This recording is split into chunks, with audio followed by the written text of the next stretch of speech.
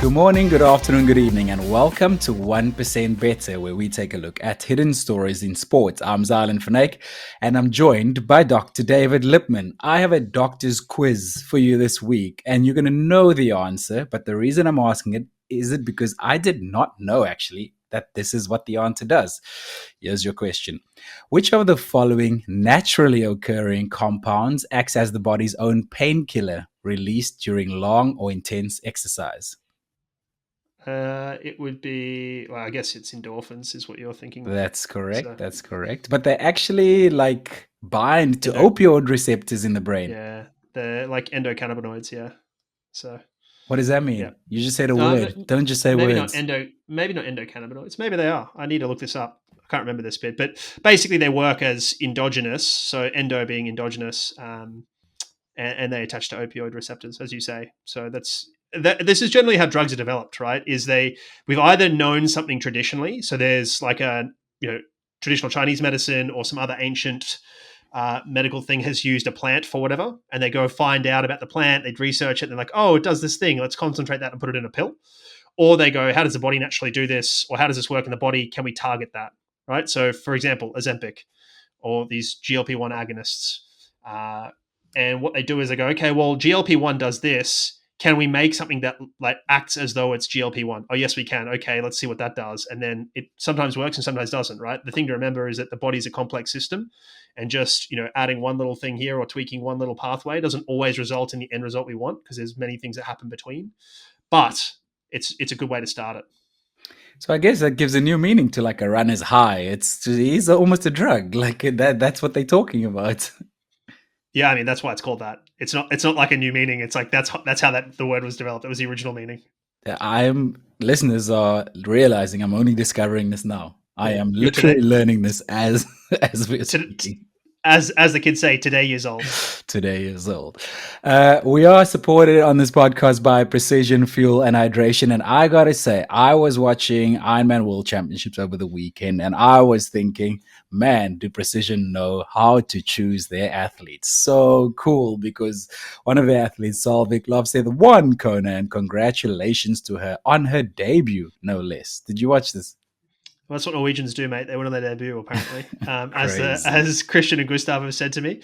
Yeah, I mean, I watched this. If you haven't watched this, even though you know she won, go back and watch the run. It's unbelievable to watch, like, just chaos that happened. And we'll talk a bit more about this. But I did see her mention she was going to hit 130 grams an hour on the bike and 110 on the run. And then I saw her both debriefing straight afterwards. That evening, she was debriefing with the Precision team, which I think is a great example of how to learn and get better, is that you debrief after you've executed so that you can learn from it. But she also mentioned and I saw on some social stuff, that she actually had a little bit more than 110 and 130. So Wow. I don't know how much she had, but it clearly worked for her. She was probably the best paced on the day, I would say. I think given her time again, Kat Matthews might bike a bit harder, but nonetheless, still cool to see all that. So congratulations to all, and thanks to Precision. If you do want to be like Solveig, you can follow the link in our show notes. It's the easiest way to do it, or you can use the code 1PB2025, and those are capital letters, and that will get you 15% off your first order. Coming up on this podcast, we are going to talk to elite runner Phil Sesemann ahead of running Amsterdam Marathon this weekend. If you are listening to this the Friday that this episode is going out, so make sure you stick around for that.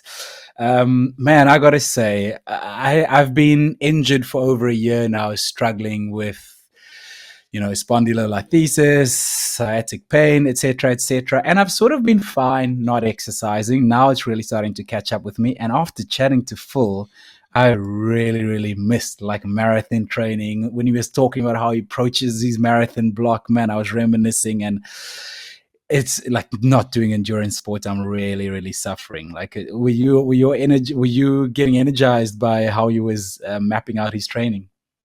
I loved the conversation. I loved all that. And it did not make me want to run a marathon in the slightest. I was like, he was talking about all his running, and I was like, I don't miss that at all. So the opposite reactions, mate. Oh, man. I can't believe that. Oh, He just runs so much, and the sessions are so hard. yeah. I felt sick listening to it. I was like, that is so hard. I can't think of he runs more in miles than I've ever run. His normal week is more in miles than I've run in kilometers in my life. Like, yeah, and listen, he's, a professional marathon runner. That's what they do, but still, it's just a lot, man. So no, it didn't make me want to run a marathon anymore at all. It But reinforced my decisions. but I have it on good authority that you do have a good amount of running at the moment. Yeah, 60 kilometers a week. It's great. It's a really nice. It's a really nice amount, mate. It's not, it's not even once a day at the moment. It's 5 days a week, and I'm enjoying it. It's nice. I'm feeling okay from it. I'm recovering well from it. And yeah, I added, like, last week, I did a little bit of rowing, not much, about 10 minutes, just to add a little bit of extra stress, extra volume, and it was good. And enjoyed that. Added a bit of heat stress, just slowly sprinkling in some stuff that, yeah, just to see if, I guess, progressing a little bit, right? So just trying to progress things ever so slightly, not overdo it. And yeah, but what about you, mate? Well, where are you at? You were talking to biokineticists last week. You were getting feedback from physios. What are you doing? I'm speaking to anyone and everyone. I'm on a plane tonight, heading to Cape Town to see a surgeon tomorrow to get his opinion. He's sort of a professor not sort of, he's the professor at UCT teaching hospital over there, prestigious university. So it'll be interesting to see what he says. Yeah, I think I said last week, I just need to get to the point where I need to start making decisions. I cannot keep living in this pain. So whether that is to get a spinal fusion or whether there are other things that we can still do to help reduce the pain, I'm exploring all avenues. So we'll see how we go. But I'm at the point now mentally where I am really, really, really struggling with not having exercise. My 2 times a week session with the biokinetics has sort of scratched that itch a bit, where I am picking up heavy weights, which helps. But that daily structure towards training, towards a goal, I'm really struggling not having that at the moment. So Where are you with your push-ups?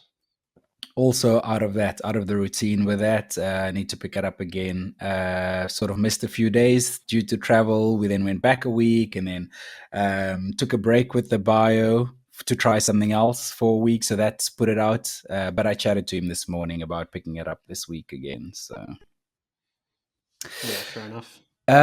we are supported by Stride Power Meters on this podcast. Tom Wallace, one of our listeners on the Strava group, was doing some testing of watch versus Stride on the track. Did you see this? Yeah, I did. I thought it was really cool. I mean, there's a couple of things you can do. One of the things you can do is take your Stride power meter to the track and note that, and then test it so that it's, or calibrate it so that it's dialed in for you and for your Stride. Not to, excuse the pun there.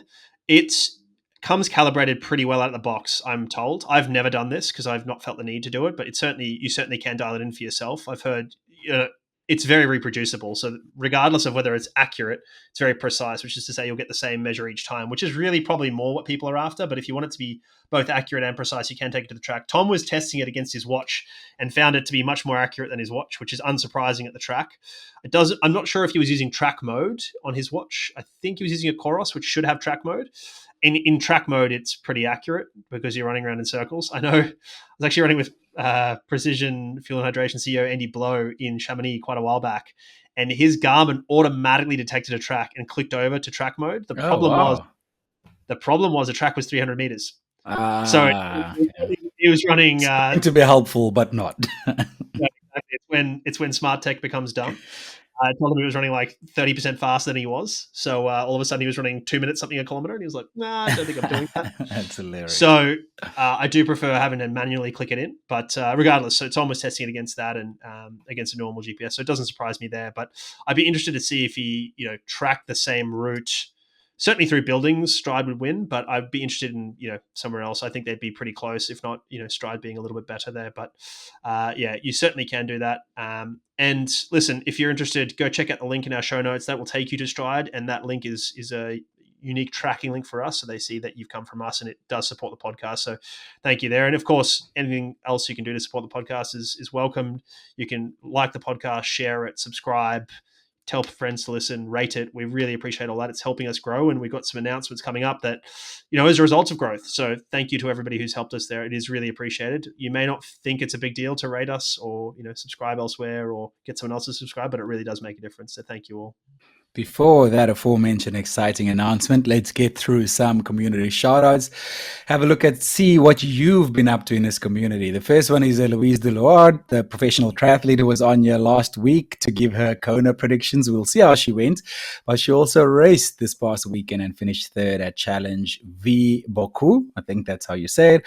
And then another previous guest who actually works at Precision Fuel and Hydration, Tash Cooper Smith, raced Kona this weekend. We highlighted that when she was on here after she qualified. She went 10:42 and finished 19th in her age group, which is super, super cool. Saw how delighted she was crossing the finish line. Yeah, it was really cool to see her cross the finish line and get, I think it was Johnny from Precision, the COO, got to give her medal. You had a similar experience. You did Kona, didn't you? I did do Kona. Have I never mentioned this before? Never heard it, mate.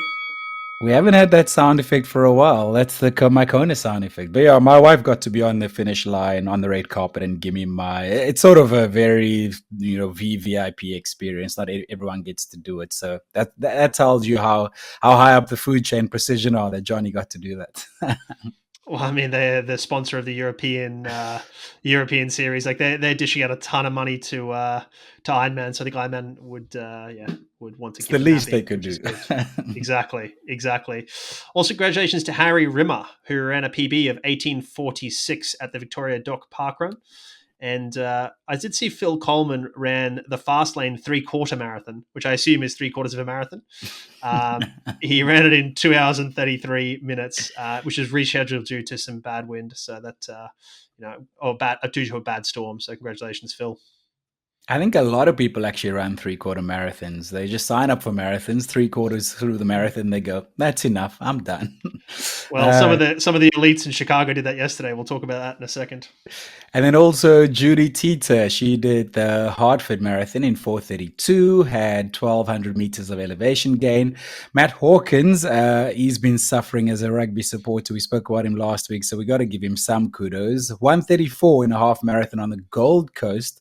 And I think this was the Gold Coast 50K like marathon. Like they have this 50K festival. They have a marathon and a half marathon. But he's too cool to title it, so I don't know what it actually was. I assume that's where it was.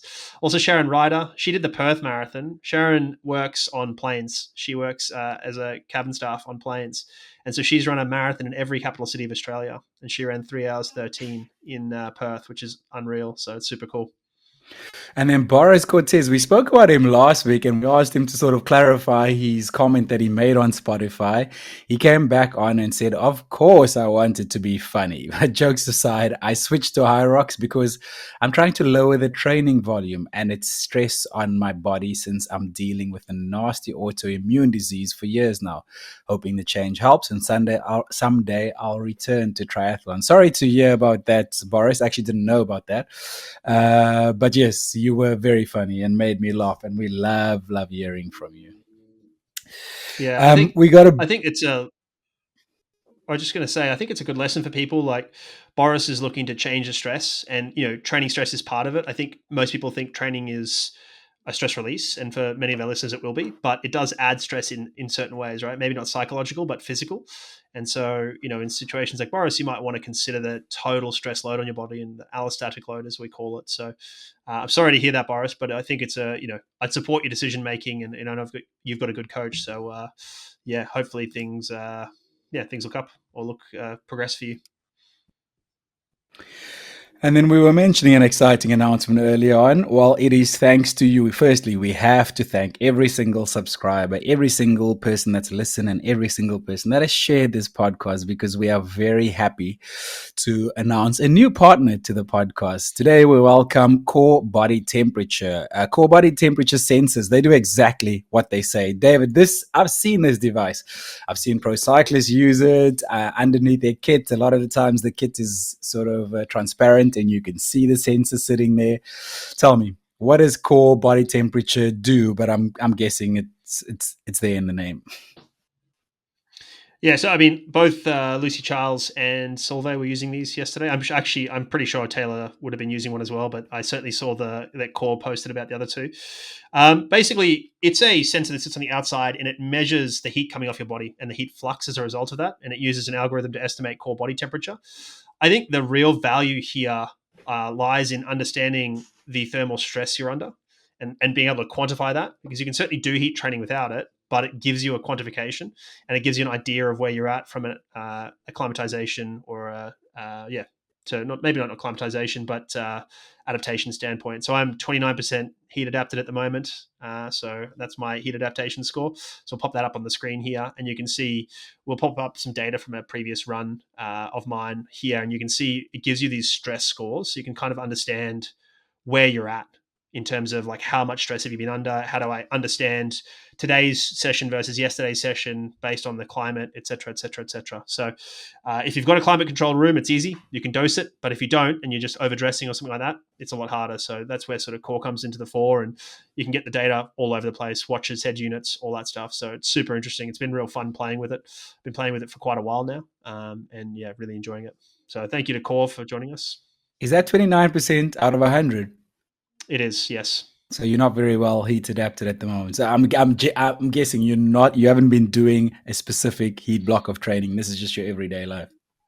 I've been adding some heat stress, right? So I've been influenced by some discussions I've had with Olav Alexander Boo, previous coach to Christian and Gustav, the Norwegian triathletes. So, and it really fueled a lot of my biases. That podcast is coming out sometime soon. Can't be sure exactly when, off the top of my head, but he basically talks about it as a way to load the cardiovascular system, just to add load. So I've been doing a little bit of that, which makes sense for me to progress things. But at the same time, I think part of where I lost motivation, maybe got a bit of overtraining, those sort of things, I think I was too aggressive with the heat stress. So I think you need to be a little bit careful with how you add it. Be like anything, right? If I asked you to add 5 runs a week, you'd be like, why would I do that? That's so much. Or 5 extra cycles. So you need to add things progressively. So I've been adding it in slowly and slowly adapting, right? So it's been good. And so I'll keep adding a bit more and a bit more and see how we go here. But yeah, I think be careful with it because it's easy to cook yourself metaphorically and physically. Awesome. But I'm so excited that you have the technology to help you and feedback what you are doing so you can actually have a window into it instead of guesswork. Let's have a look at what's come across my desk. Some exciting things happening in the world of sports the last week or so. The first one is Courtney Dauwalter. She ran a road marathon. She's a trail runner, right? She is now, but she started on the roads. So she started as a road runner, or that was her first endurance sport. She did some road marathoning. Yeah, she ran. I guess she's one of the best ultra trail runners in the world by far. You know, particularly 200 miles and beyond. She'd be one of the best, regardless of biological sex. So she ran the Twin Cities Marathon, which is I think her home one because she's from Minnesota, and she said, I don't have enough experience in the marathon world to know what that pace is for me yet. But she did come seventh, seventh woman and 64th overall. She paced it pretty well for somebody who doesn't know what's going on. She went 1:24:09 and 1:25:42. So just over, it's like a 1 minute 30 positive split. So not perfect, but pretty good. And it had, 175 meters of elevation gain. So it wasn't super hilly, but she's still 13 minutes off the US Olympic trials standard. But I reckon she's a good chance. If she actually wanted to do that, she could easily make the Olympic trials. I don't think it would be a challenge for her at all. I think she's got a lot of capacity to do that. If she really wanted to do that, dial it in and go for it. But yeah, well, I don't think she wants to do that. I think she just did this one to see what was going on. Yeah, she ran 2:49. That was her time. And if the photo was accurate, she looked like she wasn't even dressed to run. She did not look like a rower. She just looked like someone who was there to have a good time. That's what she wears when she runs. They call those shorts they call them the short knees. They're awesome. long baggy shorts, baggy t-shirt. That's what she runs in all the time. That's just what she wears. Courtney short knees, love it. And then we've talked about Athlos before. They had an event this last week. What is Athlos? As far as I understand it, they are looking to innovate track events, athletic events. They got a bunch of US athletes on board. Educate me here. It's a women's only track meet. It happens at the end of the season. It's women's only. They make a big deal out of it. They really do a good job on the marketing front. It doesn't really translate that well out of the US. Like, I really struggle to see much of this or anything about it. If I didn't see social media, I wouldn't know it was on. So I think that's something they need to think about longer term. But, you kind of need to conquer the US first if that's where you're trying to start. All I really saw from this was that, like, Faith won, and by a lot. Keely ran really well. So Faith Kipyegon and Keely Hodgkinson. So in the 1500 meters and 800 meters respectively. And then I sent this to you. They put the long jump in Times Square, which is That unbelievable. was I thought this was cool. so great. You got to put the stuff in the shop window if you want people to understand how far these women are jumping and how big a deal this is. Like we talked a bit last week, we talked previously about putting field events outside of the stadiums, and this is a perfect example of it. You don't need much at all. You need a long jump pit, which you can build. That's easy enough. And you need a runway, right? The runway is like 30, 40 meters. And you go for it. And I just think it's unreal for these women to be able to jump in front of people. Times Square is busy for those who haven't been. It is crazy. So, and then I saw them throwing some shade at Grand Slam track, Venmoing Oh, that was winners great. fees Oh, I straight saw away to the athletes. that. I mean, I understand why they're doing it and it makes sense. It's great for social, it's great for controversy, all that stuff, and the athletes love it. But all you need is a positive doping test and you're not seeing that money back. And now it's a problem. So there's a reason that people don't necessarily pay out straight away. And that's part of it. Also, someone like Keely Hodgkinson couldn't receive a Venmo from them because Venmo doesn't exist outside the US, as much as our American listeners may not realize that. Venmo is a person to person pay wave. Like there's tons of ways. In the Netherlands, there's one called Tiki. Like this exists in many countries. And in the US, it's called Venmo. And that, I've had people offer to Venmo me money before, and it's like you can't even get the app if you're not in the US. So, yeah, it is what it is. And then, did I see this correctly? Femke Bol is moving on to the 800 meters. She's traditionally a 400-meter hurdler, right? Correct. So this is exciting. I've been texting with a few people about this. This is really exciting. So there's some interesting physiology to think about here. I think she's going to be a very good 800-meter runner.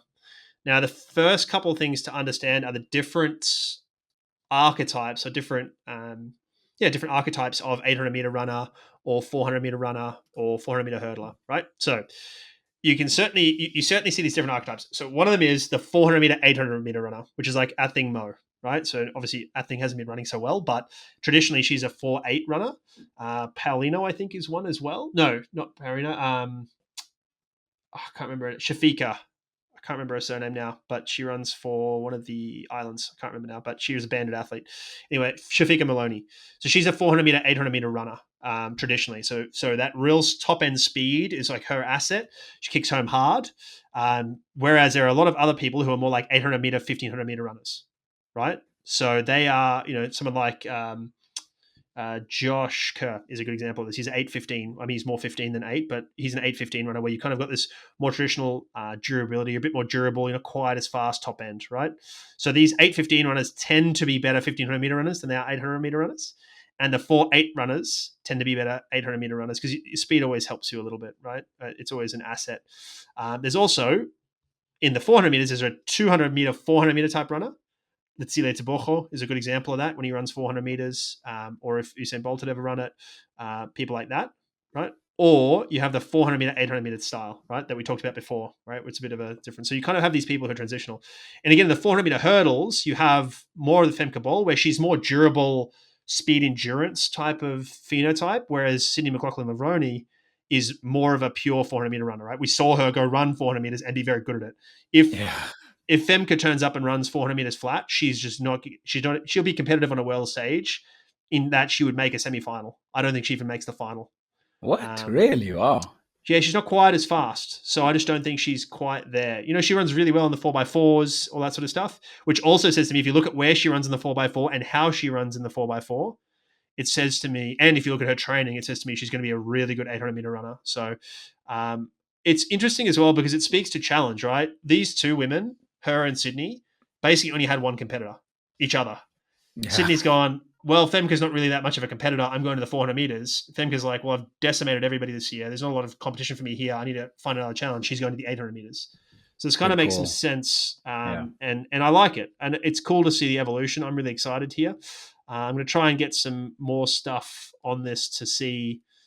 Yeah, I won't say anything more than that. I'm going to try and get some more info on this. But also I saw Paulino saying she was going to do the same thing, which is really cool. So she's another 400-meter finalist she's a 400-meter medalist from with respect to last year. So I don't think this helps a 400-meter runner much. If you're a pure 400-meter runner and you want to get better at the 400, I don't think running 8s helps you. But I do think if you're someone like Femke, it makes a lot of sense, right? And so, yeah, excited to see it. And I think she'll be good.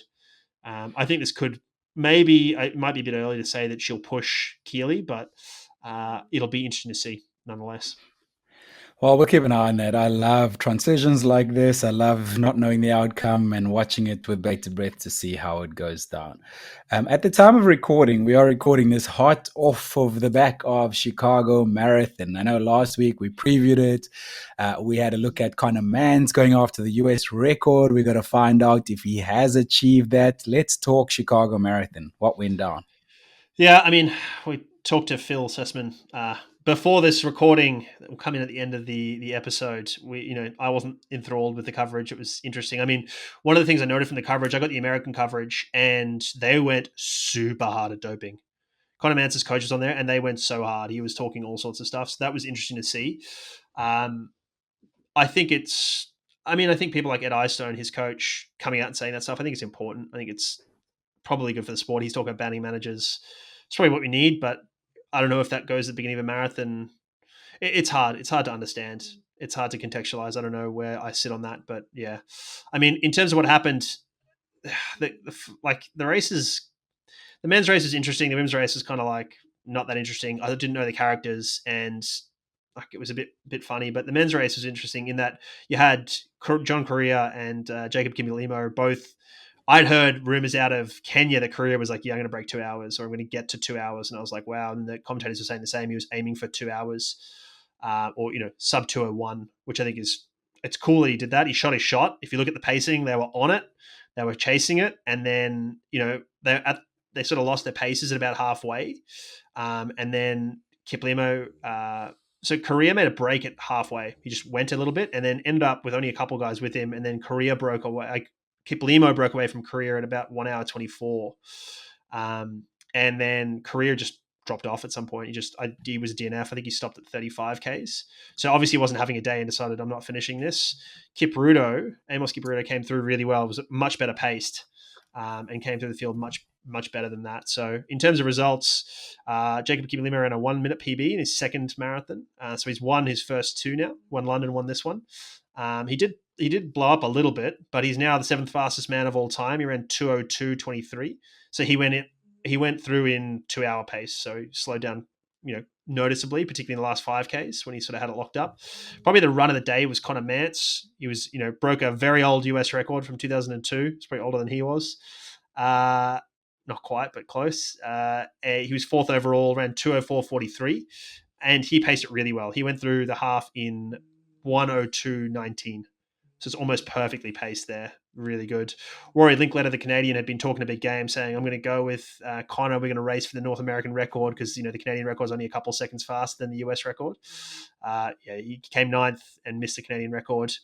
Interestingly, I noted this. The second American man across the line was Wesley Kiptoo, who is an ex-Kenyan, recently became an American citizen on September 2nd, and now competes for them instead of Kenya. He just transferred allegiances for competition as well. So noted that in the context of some of our previous conversations around changing allegiances. Matt Immediately Centrovitz. stops winning. Immediately finishes second to Conor Mance. I mean, you lose that Kenyan passport. This is what happens. I'm sorry. Well, let's put it this way: he probably makes an American team and probably doesn't even get looked at in Kenya. True. Running 205 or 206 in Kenya, he probably doesn't get a look in, mate. Whereas Yeah. he automatically becomes top 3 in America very quickly. So it makes some sense. Interestingly, Matt Centrowitz. So Matt Centrowitz is an interesting character in that he won an Olympic gold medal in the, I think it's 800 meters. Jeez, this is bad for me. I should know this. I'm so sorry. Maybe it's 1500 meters. Anyway, it's notoriously the slowest ever gold medal. And it was a championship race, right? Really slow, and then he kicked past and won everyone. Everyone talks about how soft it was and that sort of stuff, and there's lots of hate thrown around at Matt. But Matt stepped up and ran, his first competitive marathon. He paced the American women last year and we talked about it on the podcast at the time in Chicago, ran 2:24, pacing them. He did his first competitive marathon this year and ran 2:22. So it's pretty good from him. Like, see how he develops. He's probably got 10 minutes in him. So let's see how that develops. And then Galen Rupp. So again, another, people weren't expecting much out of Galen. He's had a really tough run with injuries, and he came 16th and ran 2:09. So it's not to be sneezed at. It was really impressive. Women's fields, we had Hoi Facer. She won it in 2:14:56 with a 2-minute PR. Just a huge PR. And then the American women both ran PRs. Both Natasha Rogers and Dakota Pompone both ran PRs. They were the first two American women across the line. And then Britain's Kaylee Horger Thackeray was a DNF from halfway. She was with those. She was with Dakota Pompone. I don't know what happened, but she was a DNF. So that's bad news for Callie. But hopefully she's sort of made a decision, a business decision, and cut it to fight again another day. Okay, and then we have to get into Kona. Absolutely, the World Championships, the Women's World Championships took place this past weekend in Hawaii. Kona. Oh my goodness! If you thought, oh, I'm gonna go to bed after like 30 kilometers into the marathon, this is all done. Boy, did you miss out! Like, what went down? I mean, carnage. I mean, Kona went down. Carnage happened, like as always happens, right? It's just where it happens. I said to Eloise last week, I think the women will look at each other on the bike a little bit, maybe overbike a bit, and perhaps blow up a little bit. And I mean, it didn't look like I was right until it looked like I was very right, and that Lucy and Taylor both ended up pretty dramatically struggling. Wow. Clearly with the heat, like Lucy was that was interesting from Lucy was that she was clearly struggling through the aid stations, but then would run pretty well, Yeah, right? yeah, And it was kind of autopilot, and it speaks to like why people say sort of the way people think about it is like, why don't you run slower? And I don't think these women, I don't think you can at that level. It's kind of like, this is the pace I can run, and I can either run or I can't run. It's like very binary. It's not, I can slow down. It's kind of like run, walk, or stop.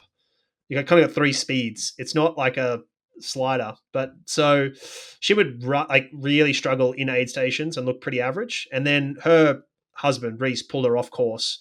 And I thought this was interesting because I thought it was a right move to do, a really good move to make from his perspective, like pull her off. You don't know what damage she's doing long term. Also, she was in second at the time, though. And I wonder if that decision would have been made if she was in first. Because, and I'm not speaking to like pointing fingers or criticizing. What I'm saying is that decision making process is really hard.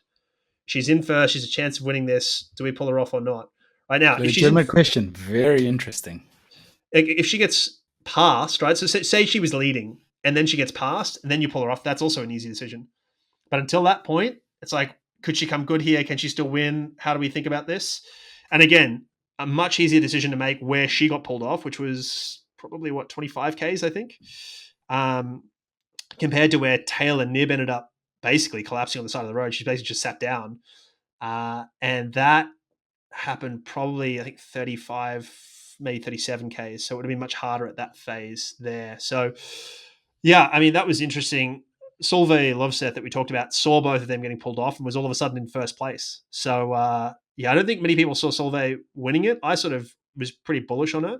But yeah, it was crazy. And then a crazy finish in that Cat was coming so hard, closing so hard towards Solveig. Like Solveig only ended up winning by about 35 seconds. So I sort of alluded to this before. I think on review, perhaps Lucy and Taylor overbiked a bit, although I'm not sure that that's the case. And I don't know if they would agree with that. I think Kat maybe underbiked a little bit because she came up with such a big deficit. And yes, she wanted to run the run course record and she made that clear, and she did. She ran 2:47:23. And that's good for her brand, for her marketing, for all that stuff. Right? It's good PR and publicity. But you want to win this, and she's come second a lot of times in a world championship. So I wonder if she wishes she'd given it a little bit more on the bike, stayed with Solveig perhaps on the bike rather than anything else. But this all speaks to the importance of pacing and understanding your own feel and getting it right on the day. So, I mean, yeah, Solveig was a masterclass from her. I heard her saying she was riding higher watts than she thought she would or could. And she was feeling good though, so she did it, right? It turns out that it was the right move. So, I mean, there's an argument maybe she should have tried to stay with the girls to, have a bit more of a drafting benefit. But when you win, everyone, you've made the right decisions, I guess, because that's the ultimate goal. Well, there we go. We'll see how it happens next year when the two are back to being combined. Two genders are back to being combined. We'll see how that plays out at the World Championships. Well, let's leave it there for now and get to this week's guest. Phil Sesemann is an Olympic marathoner, having represented Great Britain at the Paris 2024 Olympic Games, where he ran 2:13:08. He has a marathon PB of 2:08:04, which he ran in the Sevilla Marathon in 2024, qualifying him for the Olympic Games by, get this, 6 seconds, and placing him fifth on the British all-time marathon list. Phil is a three-time top 10 finisher at World Marathon Majors, including being the top British man at the 2021 London Marathon and famously outsprinting Sir Mo Farah in 2023 London Marathon. He is a former doctor, just like David over here, having graduated medical school in 2017 from the University of Leeds. He was a junior doctor at St James's Hospital, where he was considering a psychiatry pathway. It was only in September 2023 that he relinquished his license to practice medicine to focus on his running. Phil started as a junior swimmer before finding running, initially in the middle distance on the track, representing GB at the European Athletics Indoor Championships in Poland in 2021. He then transitioned to the roads, where he debuted at the Big Half, running 62:47, later that year also debuting in a marathon. He holds a 10K PB of 28:10 and a half marathon PB of 61:22, both from this year. Phil has many training partners, including Emil Caress and his two dogs, Kipchoge, a spaniel, and Vizsla and Hully, a German short-haired pointer, collectively known as Mileage Mutts. Phil, welcome to 1% Better. Oh, thank you for having me on. Yeah, honestly, that intro is spot on. No mistakes whatsoever. Very impressed. Well, appreciate that. We do some work off air, and we do like to keep a bit at the end that's a bit of a surprise for people. So hopefully that was enjoyed. But maybe let's start with the Olympic qualification, because it's probably one of those moments that you'll never forget. You probably knew you were on, but you were probably worried it was borderline. Is that fair to say? No, not at all. Okay. Honestly, I was doing the maths in my head and I was looking at my watch, and I don't know whether a kilometre marker was ever so slightly out at 40 or 41. But I was looking down thinking, I need like 3:30 pace, like 2:55k pace. And I'm looking and I'm running 3-minute pace. I just could not pick up. And I remember like running down in the last K and just saying to myself, like, you cannot be sat there on your sofa in August watching the Olympics and thinking like, I should have tried harder. Like, you have to give absolutely everything. And as I came around like the final corner, like I remember it's like 200, 300 to go. I remember like screaming out in pain. Like I'm pushing as hard as I can. Like there's no sprint happening, just doing whatever I could. And the clock had frozen. So no. I looked at it and it was like 2:750 and it just wasn't moving. And I was like, well, what is it? What is it? And I'm getting closer and closer. Like my eyesight's like fine, but it's not perfect. So I had to be pretty close to be able to see exactly what time I was on for. And it finally started ticking again at 28:02, 28:03 as I went under the line. And I just could not believe it. Yeah, I think honestly the extra, it's like a 42.195 meters. So you're also saving like 5 meters there, which is like a second, and those calculations. And yeah, I just couldn't believe that I was just under it. And I honestly believed I wasn't going to do it. So the actual relief of having done it and the elation of doing that was, there hasn't, since the birth of my daughter, there hasn't been a moment like it, to be honest. And how long does that last for you? Because I'm sure that once you worked it out, there was some real elation. Then all of a sudden it was some elation over going to the Olympics, but there was also probably a little bit of planning, right? Paris is a tough marathon, so I'm sure there was like a sort of next job thing. And I'm always fascinated by, particularly athletes seem to have a lot of like next thing up mentality. Is that what happened, or did you get some real good time to soak it in? There definitely was that, and there definitely is that, like still thinking that I want to be better, but also I still have that like satisfaction of like, actually I did something that I really didn't believe was actually possible. Like deep down, I didn't think that was something that I could do. I had the talent level to be able to get to that level, and the build up wasn't perfect, and I kind of really felt like I overcame a few hurdles during that build up, and to have done it on the day and kind of got to the Olympics, it still is, to be honest, like a little bit of a pinch me kind of moment. And I still think back to kind of finishing the race, sitting on like a speaker that was just blaring out with like the commentary of the race. My feet were in absolute bits because I didn't wear socks that day for the first time. It was just blood everywhere. And just sat there kind of seeing all the other guys come in who I knew were racing and maybe they hadn't hit their goals, and just kind of having this immense feeling of satisfaction of, I've actually done it. Like I'm going to go to the Olympics, and even still kind of talking about that now, like it still brings it all back. So almost 2 years ago that now, so it hasn't really worn off, to be honest.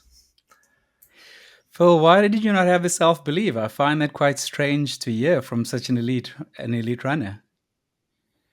I think because I was definitely a good runner as a junior. Like I was decent. I did get a fourth at the National Cross Country Championships. I qualified for the English Schools Championships in my final 2 years of school. But I wasn't one of the very best. Like I wasn't winning titles. I think I've only finished in the top 20 in the senior national cross country once. I haven't got medals on the track. I haven't got really good kind of 10K times in relation to my marathon time. I didn't really believe that that was my level. Kind of thought, I always felt like a GB vest was possible. But there's a big difference between picking up a senior GB cap to being one of the 3 guys who goes to the Olympics every 3 years for GB is just a big step up. And so for me, that just wasn't really kind of on my kind of radar, to be really honest. So then talk us through the decision-making then to leave medicine, because if those two things seem in opposition to me, because if you said to me, listen, I believe I had a lot of talent, so dropping out of medicine was easy, or ceasing my medical career, I won't say dropping out, but ceasing my medical career was easy because I knew I could make it and I was going to make, tons of money and run all these records and make all these GB teams, that would be a relatively easy decision. But if you're not sure you're going to make even an Olympics, right, that sounds like it was a bit of a surprise, then how are you making the decision to leave medicine? Yeah, it wasn't an easy one. I just loved the running, and I still do. I'm so passionate about it. I would just get home from medical school and I'd be just reading Let's Run, going on Flow Track, consuming as much content as I could, listening to other runners speaking about it. Like, some of our friends who I run with, like we go out running every day together, and we talk for an hour and a half about running, and we'll talk about the niche aspect of the sport. We'll talk about the big things, just talk about the sport continuously. And it's quite rare that we'll chat about real life stuff or other things. Whereas, maybe sometimes one of them would bring a girlfriend along, and she was just amazed that when she goes out and runs with the other girls who run, like they talk about everything but running. And it's just the complete opposite with us. So it's just been this thing that I've just absolutely loved. As most of my adult life, really, I enjoyed it as a youngster, but really as an adult was just this big thing that I knew I was passionate about. And when kind of I was chasing that Olympic qualification, and I did feel like, maybe this is on, or this is something that I could kind of throw all my eggs in one basket and go for. I just thought about it, and the medicine, to be honest, my hand was forced ever so slightly. I'd kind of been doing less and less shifts and falling slightly behind on like yearly appraisals. And I'd been checking my emails and nothing had been coming through, but actually my emails hadn't been syncing to my phone properly. Oh no. When I got to that September and I logged in on my laptop and I saw that actually for the last 5-6 weeks, I've been getting chased by more and more senior people saying that actually you're behind in your appraisal. You're going to have a bit of a black mark against your name. You need to do this straight away. And I thought I can come home from this training camp 2 months before I'm going to shoot for the Olympic qualifying time, and I can work my ass off to try and sort out this appraisal, and it would have been fine. I would have been able to do it.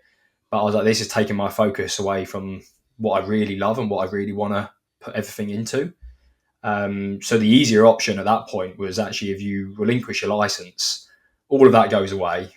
You then have the option of, if you need to go back and do it at another point, get your license back. It's a lot of work, but you're only going to do it if you really want to, if you really love what you're doing.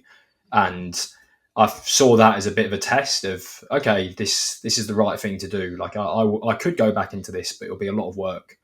And I won't just be kind of ticking it along, doing the bare minimum.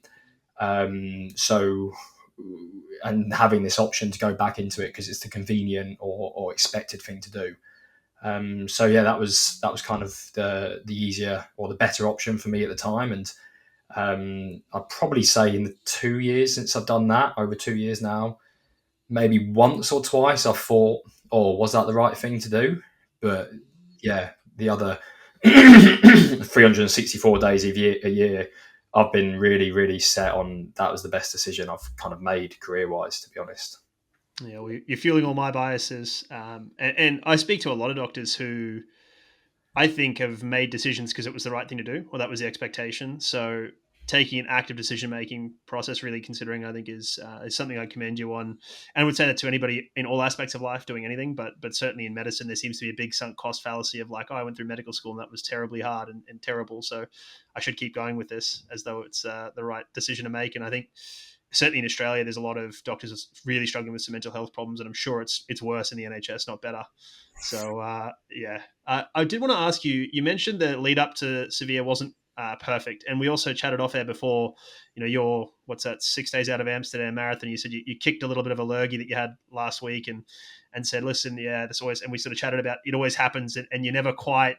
It always feels different every time. I'd love for you to talk to this a bit because I think listeners will get a lot out of this. Is this? It doesn't have to be perfect, and there's always a little bit of a niggle and some sickness in taper week because I think that's a universal experience, and yet there's no amount of reassurance that you can give that helps people feel better about it. Yeah, even when you've been through it before, you're still kind of like umming and ahhing, like, oh, am I going to get through it this time? It's still really challenging. And I'd say actually it was London 2023. So before the Olympic qualification, trying to aim for that. I had the best training of my life 3 weeks out. I had this amazing week of training, 3 really good sessions. I came into the penultimate week of training and I thought, oh, here we go. Like things are really lining up nicely here. And I'm incessantly checking the weather every hour that it's looking like. It's looking like it's going to be windy. I'm stressing out about that. I had physiological testing, and that's the last time I've done physiological testing because I've done this great week of training and I thought, oh, I'm going to put up some brilliant numbers. This is going to go great. And obviously what happened is I've done this great week of training. I'm really fatigued going into testing and I was absolutely pony. So my numbers were rubbish and it really shook my confidence. I thought, well what am I going to do here kind of thing. And then I came down with a little sniffle, just like a tiny little cold. And yeah, I was really, really stressed out. It kind of shook me a lot. I think my partner was like pretty. She was probably just as fatigued with it as I was, having to listen to me moan about the wind and my cold and the numbers being rubbish. And she's just having to put up with this, and I was like, okay. So I was just trying to rest and just trying to recover. And then the second I started running on the day at the marathon, my legs felt great, and I immediately, within 5k, just thought, taper feelings mean absolutely nothing. And I just told myself that. So just know that for the future. It doesn't matter like how you feel, you're tapering. It just happens. There's going to be about a 10-day window where your head's going to wobble, everything, and just accept that. And it definitely did help. And yeah, there's been a few marathons since where that has happened. And I've been able to kind of hopefully kind of still understand it now when I'm going into a marathon and just rely on that experience quite. How much is that mental and how much is it physical? David and I have this conversation a lot because we both have access to elite athletes we work with in various capacities. And you see this so often where when you have a big goal coming up, particularly the week before, people start feeling stuff. And I really believe 50% of the time it's real. 50% of the time there's something psychologically going on. And I've been injured now for a year where I haven't been able to do any events or anything. That's been taken away from me. And just being out of that bubble has given me so much more perspective. I look back at all the events that it was like, man, I was like overthinking things, overcomplicating things, but just hearing from you, an elite athlete, like I'd love to just have insight into the psychological aspect of it and how big of a role it plays. Yeah, there's a huge mental side to the sport. At the end of the day, you are just putting one foot in front of the other. and you're just doing it as fast as you possibly can. And sometimes I have to remind myself of that. Like, you build this thing up, I'm going to try harder than I ever have before. I'm going to push, and I'm going to feel amazing on the day. And you just need to remember, like, you're just going to wake up like you did this morning, and you're going to do a warm up, and then you're just going to run hard through an amazing city, and you're going to have fun. There's going to be crowds. You're going to race a few people, be a bit competitive, and just enjoy yourself doing it, and just test yourself. See it as this is an opportunity to see what I'm made of on this day.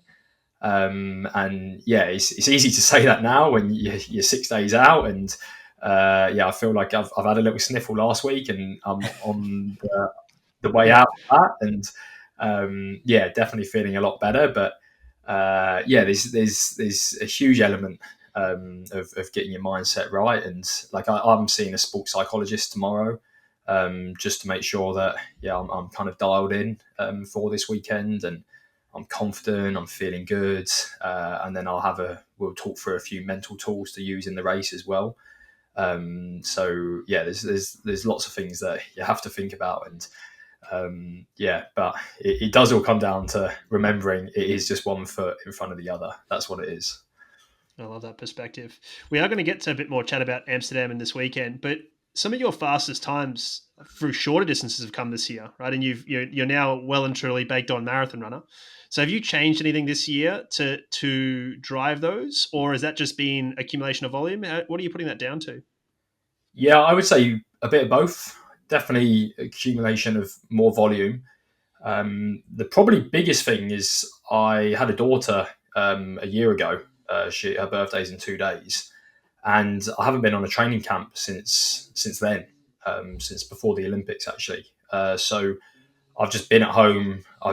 Where I live is very, very close to where we start running from, straight onto a flat canal towpath. So I can just accumulate really high training loads and then recover, be at home, just have some food straight away, sit around, watch a film, just really focus on the recovery.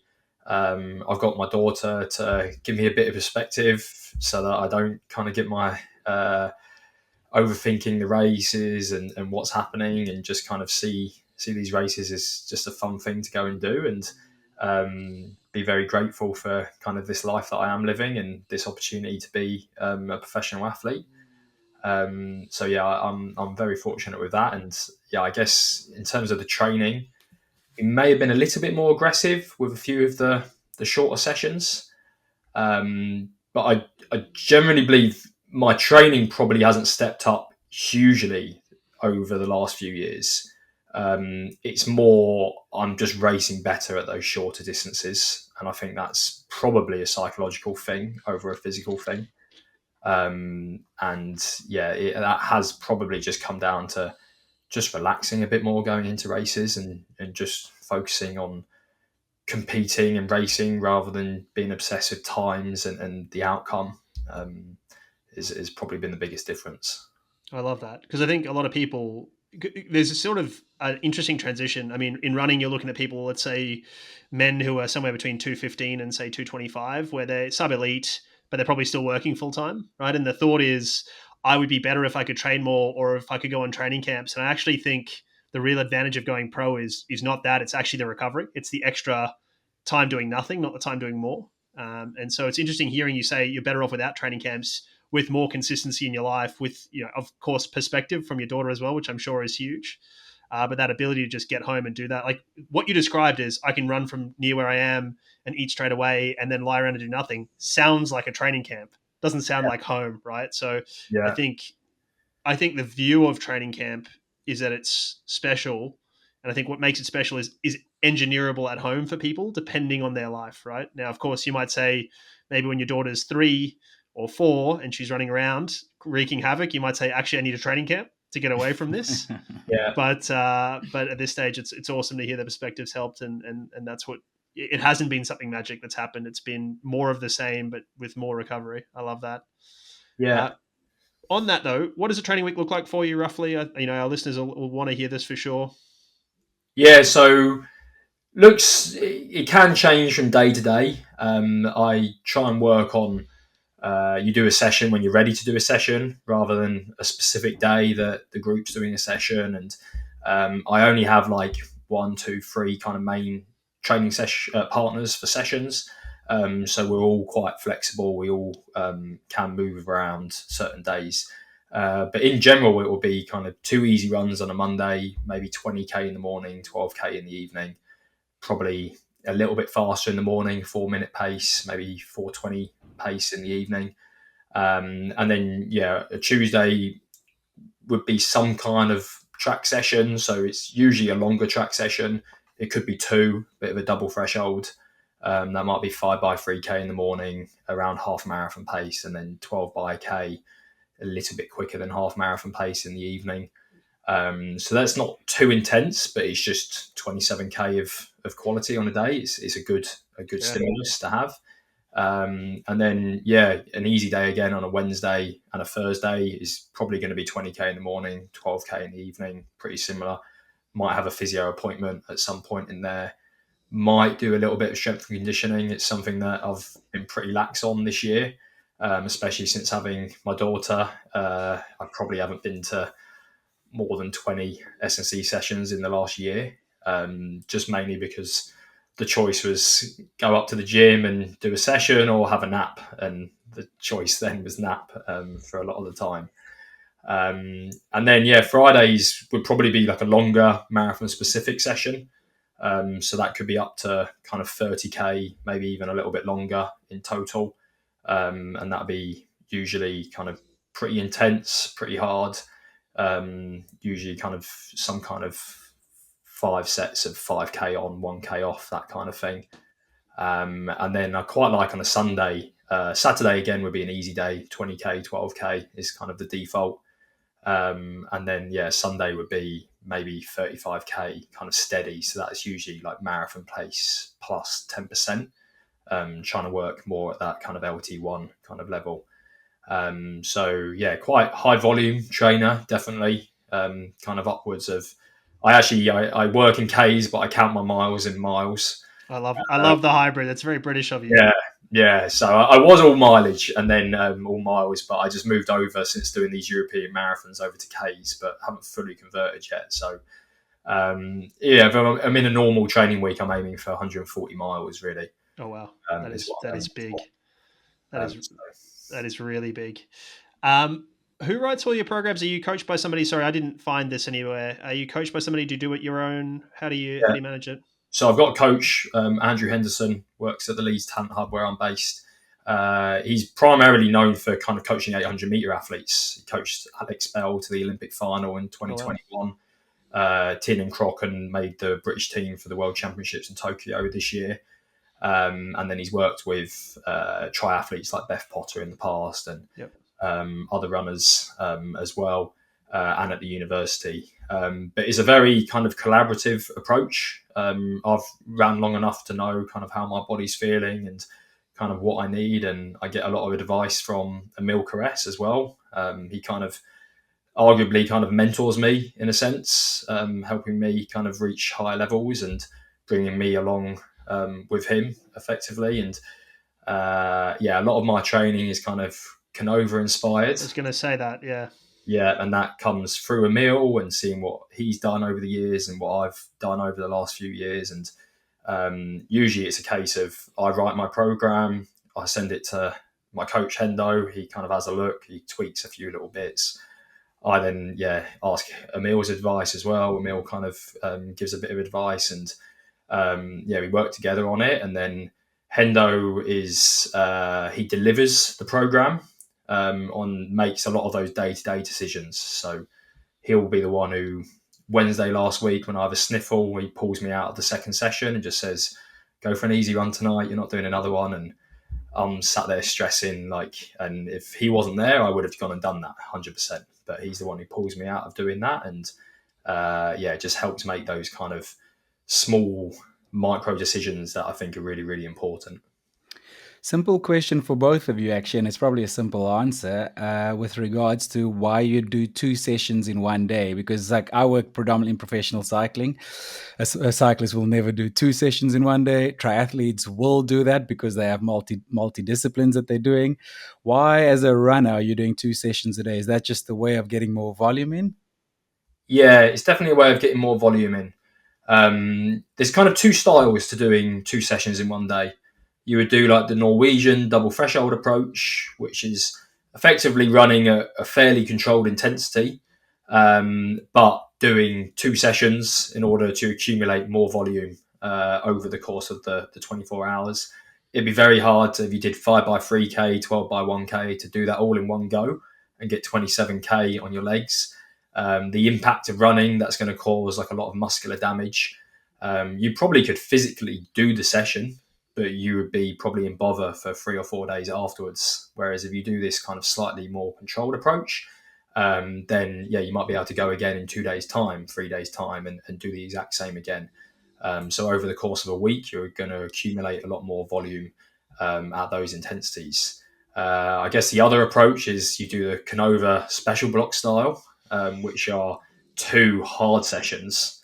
And that's a very, very different training stimulus. You're really depleting your body, you're flogging your body, you're trying to stimulate kind of what you're going to feel like at the end of that marathon.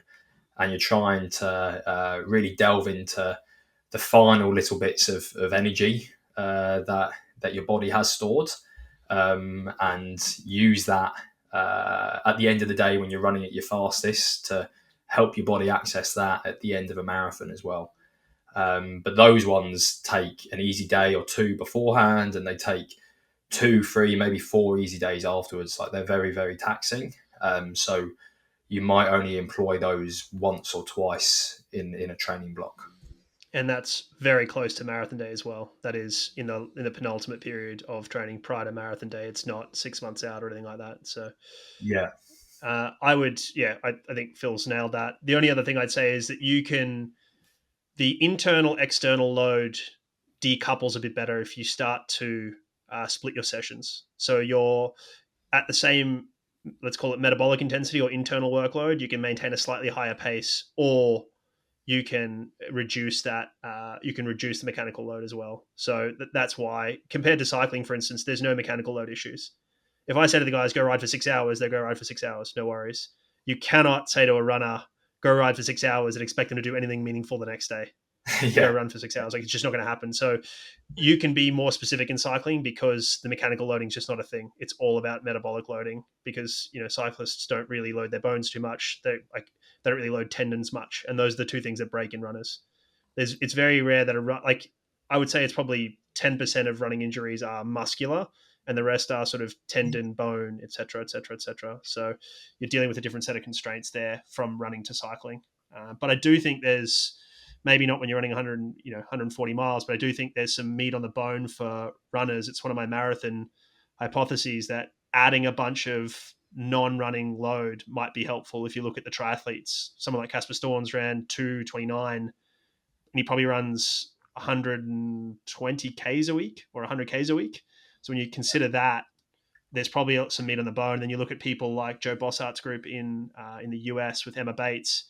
I don't want to throw shade at Emma, but she's probably overperforming her what we would call talent. She's running a lot better than most people would think because she does a ton of cross training. She trains 30, 35 hours a week with a bunch of cross training. So I do think there's some meat on the bone there. It's just that runners don't like doing much that isn't running. It's hard pressed to get runners to do much that isn't running, even strength and conditioning, right? So one thing I did want to ask you, Phil, you mentioned if you're not ready, you'll push a session. How do you know you're ready? Like, are you tracking anything? Is it just a feeling thing? Obviously, sniffles make sense, right? That I think everybody gets that, but it's on another, I guess let's call it more day to day. How do you know you're ready or not ready? I think you just feel it. Like, you just feel like you're absolutely beat. Like, physically, you wake up in the morning and you're just completely knackered. I've had a few sessions where I've done a longer effort, and I've then had some DOMS, some delayed onset muscle soreness, come in the night before the next hard session. And the first time it happened, I thought, tomorrow is going to go terribly. That's not good. That's not good. But fortunately, it came in and I slept well that night. And then the next morning, I actually had great legs. So then the next time it happened, I was like, the night before the session, I was like, great, like wicked. Like the DOMs have come in now. They're not going to come in tomorrow again. Yeah. So I guess sometimes it's, I don't have too many terrible sessions that go badly. But the odd ones that I do, it's very easy in hindsight to look back at your training and say, well, I've clearly just done that session a little bit, one day too soon. That's all I've done, maybe 2 days too soon. And it's usually just I've done a really hard effort and then I've set myself another one that's just a day, 2 days later, 3 days later. And I should have just pushed it back a little bit longer. And usually it's almost always legs is the issue. It's not energy, it's not illness, breathing. It's just you just try and run and your legs are just they feel like lead. I think that's I want to underscore a couple of things for listeners. Firstly, you actually reflect on your training. You go back and try and work out why things didn't go so well. I think a lot of people are like, oh, that was a terrible session, and they kind of forget about it. And there's something important about forgetting that, right? Not getting too stuck in, oh, that was a bad session. But I do think reflecting back of like, oh, I could have pushed that, or oh, I didn't sleep so well, I should note that for next time, or oh, I didn't eat enough, or whatever it is. I think there's some real value in reflecting on that. So I just wanted to underscore that for people. But I also think it speaks to you being like a really good marathoner, which is to say, yeah, I don't really struggle often. I have good sessions a lot of the time. And if I do, it's like I've really cooked my legs, right? That screams marathoner to me. It doesn't scream 800 meter guy or 10K guy or whatever. So like you found your niche. But how's training been? So you're leading into Amsterdam this weekend. You've done all the hard work. How's it all been going? Yeah, it's been going really well. I've been really pleased with my training. My racing, the last 2 races have been, they've been like good results, but they've just been like not reflective, I feel like, of what the trainings look like. I've felt great in training. I've done best splits I've ever done and kind of the same sessions that I've done before, and kind of really felt like I'm on for some PBs. And I ran very close to my PBs in Copenhagen half marathon a month ago, and then Brasov 10K a week ago, but haven't ran PBs. So kind of was expecting to kind of beat my personal bests and kind of go into Amsterdam with some really good confidence from those. But I do feel like the marathon specific work that I have done has gone well, and I'm quite excited to kind of line up and see what I can do. Well, let's touch on that and let's go there. Like, what's the plan for Amsterdam? Do you have a goal in mind? Obviously, you're seeing a sports psych tomorrow, so I'm sure there'll be some more specifics around perhaps process goals. But is there, like, what are you thinking about? How are you approaching it? All those things. The plan is this time next week I'll be a 2.7 guy. That's okay. the hope. So Awesome. and if that's 2.7:59, then that is perfect. That is fine. I just need a 5-second PB. I just want to be a 2.7 guy. I feel like progress in this sport is the most important thing. So you can't be looking at other people and seeing how fast they're progressing and what results they're getting. You need to just be looking at yourself. And as long as you're making progress every year, every 18 months, you're seeing your times come down. The way I see it is in 5 years' time, I'm going to be pretty good if I've made progress every year until then. The progress might be slower than someone else. Someone might leapfrog ahead of me, but as long as I'm better in 5 years' time than I am now, then I'm going to be pretty good, and I'm going to be pretty hard to beat for a lot of people. I got to tell you, we've never had a guest come on this podcast before a race and do badly in a race afterwards. It's always gone well, man. We had a pro triathlete on last week. She podiumed this past weekend. It always goes that way, man. Just to let you know. Good. I appreciate that. Thank you for bringing me on this week. Yeah, well, no sweat at all. I mean, I love Amsterdam Marathon, so I'm excited to watch it. They actually do a really good coverage in Amsterdam. It's really cool to watch. They do a good job of it, given, it's not... I think they do a better job than the World Marathon Majors to some degree. Good. We have a bit of a bugbear on this podcast about some of the coverage of some of the World Marathon Majors. Having watched Chicago yesterday, I would echo those comments. But no, excited to watch that, and I'm sure listeners will follow you along. And I also like that you called your shot. You have a real specific goal, and you called it. You're like, this is what we're doing. So do like that. And it's a good marathon to do that in. It's flat. There's a good group of guys. I'm sure you'll have a technical meeting in the coming days of what pace groups are going at, and you'll have to make some decisions because it almost never goes. They'll certainly have a Dutch record pace. I don't know Yeah. what the Dutch record is, but they always have that. And they have, I can't remember his name, Koshoot, I think, the Dutch guy will be there running. Yeah. So I think I'm in a group with him around Yeah. 2:7:30 pace is the plan. Yeah. Dutch record would be Abdi Nagy, so it'll be quite a lot faster, 2:4 or something like he's ran. Yeah, So, you're right, actually. but yeah, there might be one or two other groups, and yeah, you've just got to hope that he's kind of feeling good and kind of driving the group because it's going to be kind of built around him. And yeah, that's important. But probably the biggest thing I've learned from the previous, I think 7 or 6 marathons I've done, 7 I think, is that the ones I run best in are the ones where I've been more conservative with my pacing, and I know that's really obvious, and everybody would be able to tell you that, but it's the ones where I've made what I would call the softer decision with pacing group, and I've gone with the one that I was, if you told me beforehand, maybe 3 weeks beforehand, I would have said you're a bit soft for going with that one, Phil, kind of thing. But they're the ones that I've always ran better in. And whenever I've been a little bit more ambitious, I've shot for something a little bit higher, it just hasn't come off. So yeah, this is the one where I have to avoid kind of going out at 2:6 pace and save that for Valencia later in the year. But this is the one where I just want that 5-second PB. Great if it's a minute PB, but 5 seconds is the goal. I love that. Again, you're feeling our biases, and listeners will be like nodding along voraciously, saying this guy must have teed this up with Dave beforehand. But I actually said the same of Ailish in London this year. I said she would have been better off going with Rose and then trying to kick off the front of that rather than going with the other group, dropping off the back, running the whole thing solo, particularly in London where the women are by themselves. It's like a pretty lonely, horrible place to be, particularly on your first marathon. I said, I don't know who gave her the advice to go with the other group, but I would have said the exact opposite, which is go with Rose's group. Rose is a metronome, sit with her, and then kick off the front because there's no way Rose is out sprinting Ailish, not in a month of Sundays. So that's anyway. I digress. But speaking of that, you've talked about your coaching setup and how you do that, and you've also spoken about Valencia, which is again teed it up perfectly. It's as though we'd actually shared notes with you before this. But how do you plan a year? Because we're seeing people, because of things like Sydney, Valencia, we're starting to see people do 3 marathons a year. And of course, Super Shoes are part of that. But traditionally, it would have only been 2. It was traditionally, spring and fall marathons. Now people are sort of kind of doing 3 in a year. How are you thinking about that? Yeah, I definitely feel like it's doable. It depends what type of athlete you are. If you're quite a fragile athlete, someone who's breaking quite often, then don't do that. That's not well for you. But I haven't had a serious injury in 11, 12 years, effectively. I think, the worst injury I had with some plantar fasciitis after my first marathon 4 years ago, and I think I still ran 80, 90 mile a week through the entirety of that injury. So I'm a bit of an anomaly. I'm very robust. If something hurts, I run more and it gets better. Even my physio just kind of sees all the stuff that I do and just thinks I can't give this advice to other people. And it makes a difference for me when people ask me advice. I have to remember, no, I'm biased by the fact that I can just run through things and feel a bit better after them.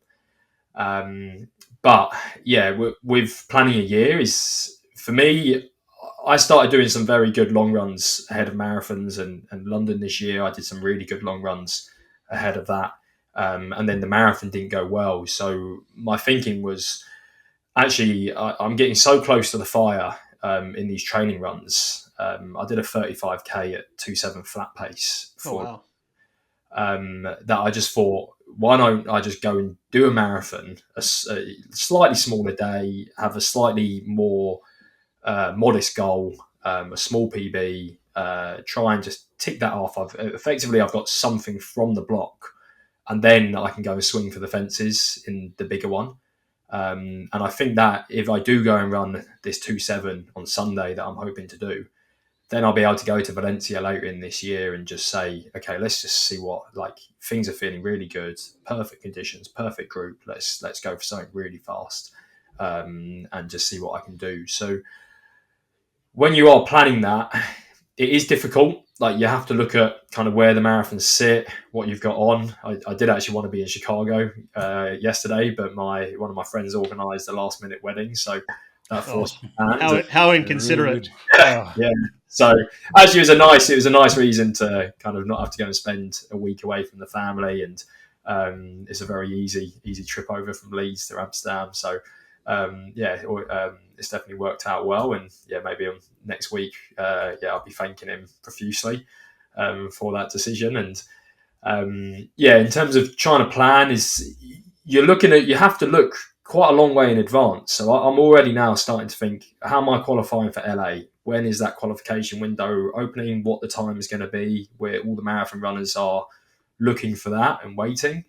And then you work backwards from there. You say, where do I need to chase the fast time?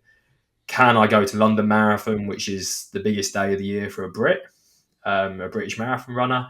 You get lots of attention. It's an amazing day. The atmosphere is amazing, and there's also the financial side of it. If you're going to get paid to turn up, so you're working that out. Like, can I afford to turn that down to go and chase something else, or do a 10K track race instead? You're having to kind of work backwards, and I still don't know what I'm going to do next year yet, and it probably will be determined by how these next two marathons go. Yeah, of course. If you're because your opportunities change as well, right? If you're a 2.625 guy after Valencia, the phone calls are different, right? Like, and those appearance fees are different, and all those things, and the marathon's calling you, because then you're a British guy who's run 2.5. Now all of a sudden you've got a different status. Now World Marathon majors are calling you. Now maybe Tokyo calls when they would otherwise not call. So it changes things completely for you. So and so listeners will kill me. You've got Valencia. It's 7 weeks, I think, post Amsterdam. Yes. Yeah. What does that look like for you? Like, broadly, do you have 2-week recovery, 2-week taper on the other side? So you're looking at a 5-week block, or are you going to do a shorter taper for the second one because it's a shorter block? How are you thinking about it? Yeah. Number one thing is be flexible. Just kind of see how the legs are. Some marathons, I could do a session the next weekend and feel pretty good. Other marathons, hobbling around for 2 weeks. So it really just depends. Mentally, I don't feel fried at all right now. So I definitely feel like I can just go straight back into the training. Whereas maybe after Valencia, it's been a long build all the way from London. I will need a bit more of a mental break and maybe a holiday. But definitely for me, I call it, I got this from Mike Smith when he was coaching Galen Rupp. I think it was post-Olympics. He did Chicago Marathon, and he called it grandma running. So you go out for the next week and you run every day, but you run like you would be going for a run with your grandma. So really just take it nice and slow, nice and easy. For me, I'm lucky. I've got my friends who I come and run with. I've got my 2 dogs, so they still need taking out. So I'll probably double every day next week. Wow. And just take the dogs out, just jog around, much lighter volume than normal. I won't do any sessions. But at the moment, I'm starting to pencil in some ideas for the block afterwards, and hopefully I'll be back on a bit of double threshold the week after. So you're saying second week after the marathon? Second week, yeah. And then from after that week, it would just be straight back into training, fairly aggressive with the mileage, aggressive with the sessions, and just, probably no races. And then I still think you need a good taper ahead of a target marathon. When you're in it, you running 140 mile a week, you feel like 120 is a bit of a drop off. But I think from doing this for a few years, I feel like I need to drop it a little bit more the penultimate week out to really feel like I've freshened up. And I still work on that general rule of kind of 30% reduction penultimate week, 50% reduction on the final week from kind of peak volumes. So I'll probably still kind of employ that. Wow, that's super detailed. Appreciate that.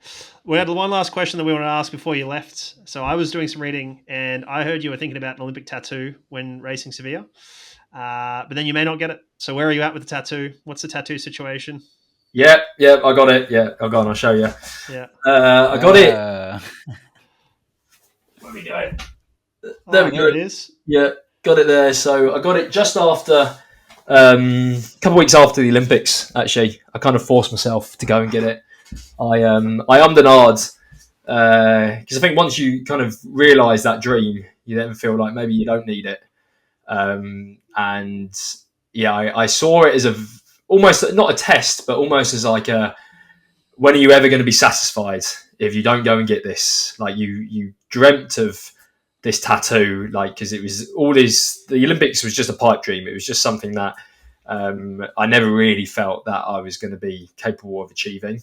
And so I always said to myself, if you did manage it, 100% you get the tattoo. You get it on your forehead if you manage it. So I just saw it as, well, I did it. I worked really hard and I got that goal completed. So I just felt like if I don't go and kind of commemorate it with this this thing on my body, then when am I ever going to be kind of satisfied with the things that I do? Yeah, I love that. The hedonic treadmill is real, right? You're gonna, the arrival fallacies there. You'll be a 207 guy on Sunday and go, oh, can't wait to be a 206 guy, and you'll be a 206 guy in December, and you go, oh, can't wait to be a 205 guy. Yeah, so exactly. Celebrate those wins. But Phil, really appreciate you and appreciate the time. Thank you so much. We'll be following along, so will our listeners. This will go out Friday, so just before the race, listeners will listen to it and then go check your results madly or watch you run along. But we also reserve the right to invite you back on when you're a 205 guy in December. So we'd love to have you back. That'd be nice, wouldn't it? Yeah. No, awesome. Thank you so much, Phil. Really appreciate you. No problem. Yeah, it was good having a chat.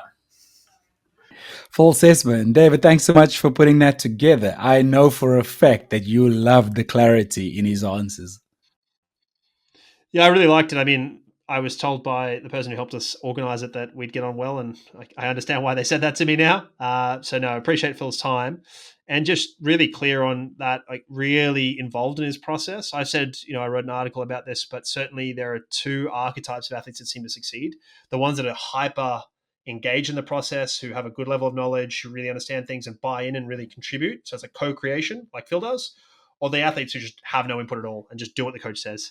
And those seem to be the two archetypes that really succeed in sport. So it's cool to see him do that. I think there's a ton of lessons for people to take away from that. At all levels. I mean, he's running ridiculous amounts and he's pro and all that stuff, but I think there's lessons in there that everybody at all levels should be taking away from it. So I loved it. I really appreciate Phil spending some time with us before flying. I mean, well, he flies later this week, but nonetheless, he's got quite a bit on this week. So yeah, it was appreciated.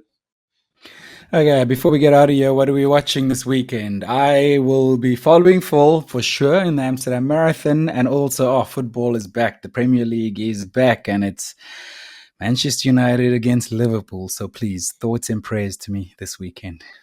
Yeah, well, I'm looking forward to some depressed text messages from you, mate, when they lose that match, unfortunately. But I'll be watching Amsterdam Marathon. I'll watch that. I'll watch Phil. I'll watch the Femke Bol there as well. Right, the big dog, he's there, so it'll be cool to see, and the women's race will be good as well.